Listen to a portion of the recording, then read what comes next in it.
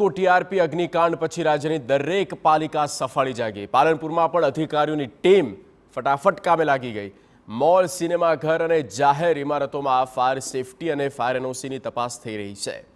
શહેરના ઓશિયા અને one centre mall પાસે ફાયર એનઓસી ન હોવાને કારણે બંને મોલ સીલ કરવામાં આવ્યા। राज्य में अत्यारे कड़क कार्यवाही थई रही है, जेना परिणामे जे पालनपुर नगरपालिका है ते पण कड़क कार्यवाही करी रह्यु छे। जे फायर सेफ्टीनो अभाव है अथवा तो जेनु जे प्रकारे फायर सेफ्टीनी मुद्दत पूरी थई है त्यां कड़क कार्यवाही थई रही है।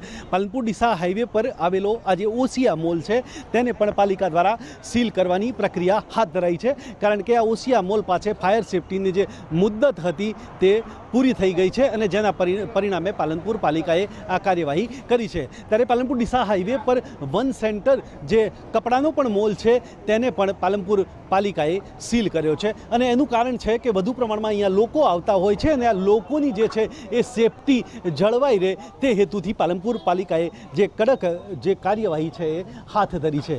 एटले के कहेवाय के अहींया जे बंने मॉल है तेमना पासे फायर सेफ्टीनी एनओसी न हती अने जेनी मुद्दत पूर्ण थई गई हती अने जेना परिणामे पालनपुर पालिकाए जे कार्यवाही हाथ धरी है। त्यारे जे लोकोनी सेफ्टी सचवाय अथवा तो लोकोना जीव न जोखमाय ते हेतुथी हवे पालनपुर पालिकाए जेमनी पासे फायर सेफ्टी नथी, एनओसी नथी, ते तमाम मिलकतोने सील करशे। अतुल त्रिवेदी, TV9 बनासकांठा।